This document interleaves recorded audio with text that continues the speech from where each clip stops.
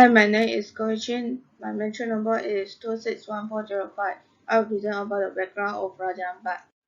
Raja Ampat is part of the Coral Triangle that includes East Timor, Papua New Guinea, the Philippines, Malaysia, and the Solomon Islands. It is located at the northwest corner of Indonesia West Papua province.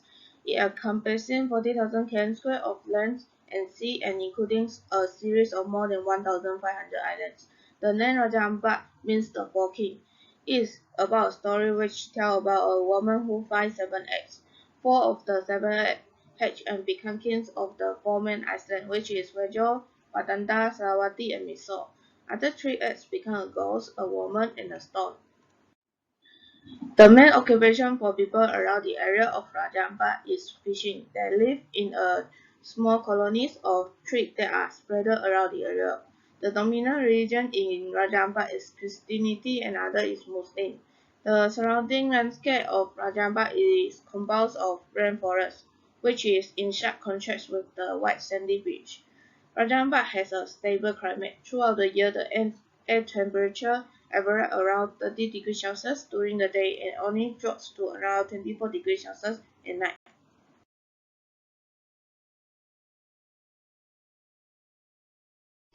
My name is Chawiki. My metric number 265744. Now I'm going to present about tourism potential at Raja Ampat, Indonesia. Firstly, Raja Ampat is suitable for all tourism development due to its richness in oceanic natural resources. According to TNC and its partner conducted a scientific survey of marine ecosystem and coastal forests in the Raja Ampat Island to document the rich biodiversity in the region. In addition, there are 1,427 reef fish species in the region. Therefore, this would potentially to attract marine lovers to visit to the island. And secondly is the location of Raja Ampat is the ideal spot for diver and underwater enthusiasts because the temperature of the water that surrounded the Raja Ampat average from 22 to 13 degrees Celsius when you diving. And this temperature is perfect for a wide variety of marine life to flourish. According to studies done by Natural Conservation Agency, the species on each diving site of Raja Ampat are estimated to have 1,337 species. So it is home to numerous fish. With this amount of aquatic life, it is not surprised that Raja Ampat has been known to be the capital for fish in the world. This can contribute to the potential to become tourism destination. And lastly is about cultural diversity in Raja Ampat. Raja Ampat is known as one of the most beautiful places in Indonesia, but the place also has interesting culture to offer.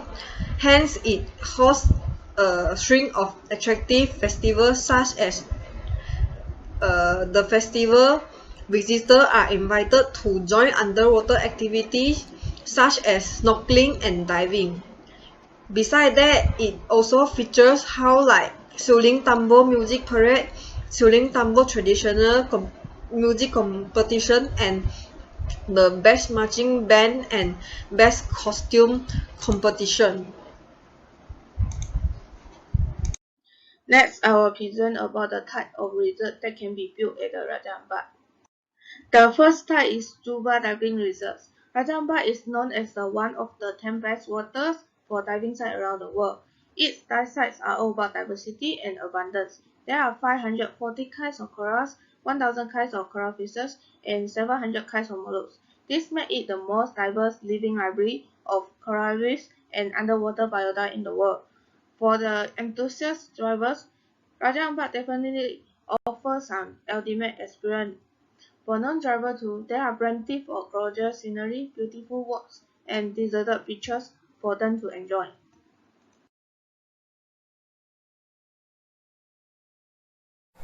Assalamualaikum warahmatullahi wabarakatuh. My name is Nurul Huda Ismail, matric number 256517. Now I will talk about the policy and development at Raja Ampat, Indonesia. So, the Raja Ampat Local Islet Park is part of the Marine Protected Area (MPA) network, which is considered tools for avoiding threats in water area. It is officially managed under the Ministry of Marine Affairs and Fisheries, and they tend to be less centralistic and have more local government and other stakeholders. NPA is to establish safe zone where the total amount of fishing is limited to what the local communities need. And among the priorities of policy on fishery extension in local marine conservation area (KKLD), Mayabalik Bay management according to priority scale are: the first one is the need for source and availability on fishery extension funding, program development for fishery extension in working area (KKLD Mayabalik Bay), and development of facility and systematically structured materials, in particular those dealing with environmental conservation, environmental friendly fishing gears, diversification of fishing business, fishing product marketing, environmental friendly fishing culture, and marine tourism. Okay, moving to the development at Raja Ampat, Indonesia. There is development in terms of infrastructure as well as community and environment development. So the first one is infrastructure development. So between 2015 and 2018 period, the Ministry of Public Works and Housing (PUPR) handled the Raja Ampat altering, which include preservation work, road construction, road structure improvement, and construction of the Pasawai and Waimi Bridge. The road infrastructure will increase the acceleration of the development of local tourist destinations and make it easier for tourists to reach tourist sites, at once support the economy of the local community in tourist areas. And previously, the Ministry of PUPR had revamped Wasai part of on Wigo Island as the entrance gate to tourist destination in Raja Ampat Regency. Furthermore, the ministry also arranged tourist spots on Pioneer Hill by building souvenir stalls, viewing posts, rest areas, mooring for floating boats and wooden boats, as well as stairs to the top hill. Okay, next is community and environment development. To successfully create long-term benefits, awareness and conservation of marine life, most associations work hand in hand with indigenous community and small business to create self-reliant projects. Also, associations like Raja Ampat Research and Conservation Center (RARCC), the Creek Project, Barefoot Conservation, and Sea Sanctuaries work closely with local government, communities, and volunteers to create projects, bring education and awareness to the people.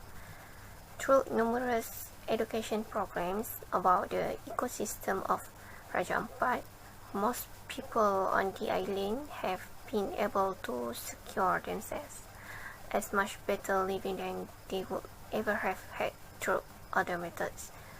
They guide tours, work in guest house or resorts, show tourists their unique culture and arts, and work together with government and non-government agencies to protect their precious home.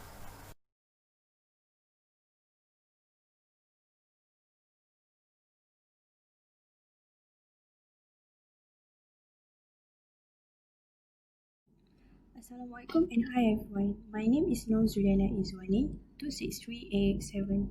Today I'm going to present about tourism planning process in Raja Ampat, Indonesia. The first one is to study recognition and preparation. Secondly is to determine the goals and objective. Thirdly is to survey the existing data. Fourthly is to analysis and synthesis. The fifth one is initial policy and plan formulation. Number 6 is recommendation. Number 7 is implementation. And lastly is to monitoring and planning formulation. The first one of the study recognition and preparation is to associate with the recognition of the need of the strategy. Depending on the budget and other factors, the study must be made according to the national level, regional level, and also local level. Secondly, of the setting goals and objective in tourism planning process. Our goal is to promote sustainable use of natural resources of Raja Ampat Island. Our objective is to improve visitor satisfaction. Secondly is to improve the economy in the Raja Ampat Island. Thirdly is to create awareness of using sustainable tourism in protecting the destination culture and resources. Lastly is to create the community of integration. The third one is to survey of existing data. The data collection that we are using is qualitative and quantitative. The secondary data that we are using is online and offline publishment material. Second is to review on the tourism website, books, magazine, and also newspaper. The fourth one is analysis and synthesis. Once the necessary data has been collected, it has to be processed to obtain the information. The presentation of the data can be used of pie chart, diagrams, and also bar graph. This stage is important because they influence clarity and accuracy of the information. The fifth one is the initial policy and plan formulation. During this stage, we need to prepare 4 types of report. The first one is the initial report. Second one is the technical report. Thirdly is the draft report. And the final one is the final report. In this fifth stage, there is a factor to consider in resort development. The first one is economic. The capacity of the resort. The more the facilities and guests, the higher the profit. However, capacity is limited by physical limitation and ecological limitation. Secondly is the length of the season. Is the season long enough to earn profit? Thirdly is the capital investment. Heavy costs in asset for land, building, and recreational facilities. It is also important to consider social in resort development. It is imperative for a resort to develop and maintain good relations with the local community because they are the main source of the labor. They are local customers. They also need to have a positive and negative social changes in resort development. The first one is employment. Communities are welcome to social benefit or job creation in construction and operation. Secondly is recreational development.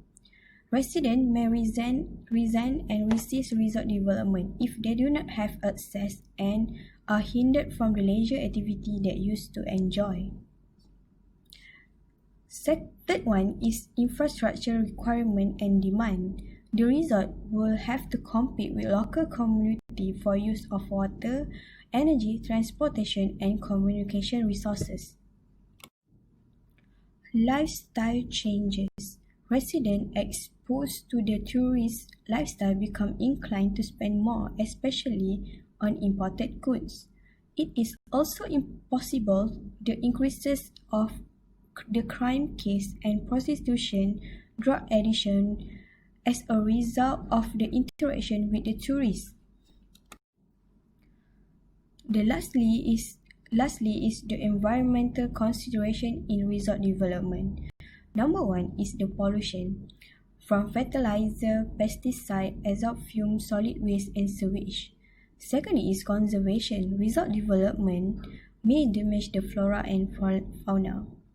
Thirdly is the aesthetic impact. Resort development may alter the view and the beauty of the natural landscape. Recommendation. When the initial development plan concept of Raja Ampat is chosen, the plan must be interpreted into detailed recommendation. For example, like the tourism attraction and activities. Secondly is the accommodation. Thirdly is the transportation facilities and services. And fourth one is the institutional element. The preferred plan that has been selected based on the analysis having now been completed in detail, and we are going to submit it to the authorities by the planning team.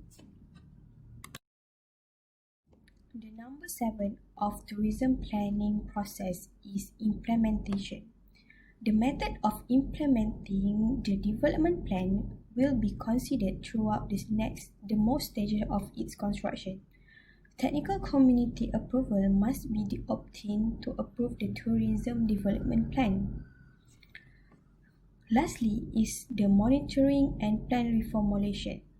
Once the development plan has been implemented, it must closely monitored in order to detect any deviations that may occur from the projected path of development.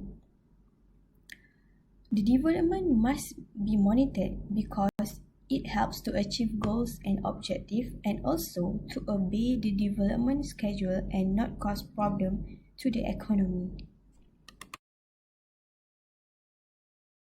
My name is Nabila Naim binti Sohato Sharil, and today I will be presenting about Gantt chart of resort planning process.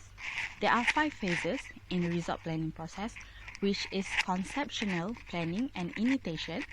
The second one is feasibility analysis. The third one is commitment. Fourth one is design, layout and construction.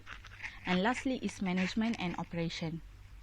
On phases 1, conceptualization, planning and initiation, this will involve various individual and group, including developer, property owner, investor, hotel management companies, public agent and special interest group. In these phases, they will define the resort project objective, isolated development issue, and consider the impact of the government regulation and restriction on the land use. On these phases also, it will involve many decisions about the number and type of facilities included in the resort. There are 2 important documents, which is project flowchart and preliminary master plan.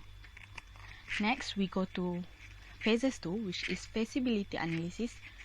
In these phases, it will determine whether the preliminary is economically justified and whether it meets social, environmental, political, and legal requirements. For phases 3, the final negotiation on many aspects of the project are concluded. 2 of the most important of these are the Environmental Impact Statement, EIS, and the decision about ownership structure and financing. The EIS, financing for both direct and indirect must be found during these phases. For phases 4, design, layout and construction, the resort architectural design and layout are developed. When financing is secure, the resort management contract will sign and the project approved. The project manager is added to the team. The project manager will work with the architect, construction team and interior designer to draw up the final plan of schedule. And lastly, phases 5, management and operation. Objective of the phase 5 is for the resort long-term success. For resort long-term success is depend on the strength and expertise on management, employee and their ability to run the hotel as it was intended to be operated. And finally, the master plan continue to function as a blueprint for ongoing operation even after the development project is complete. So that's all for me. Thank you.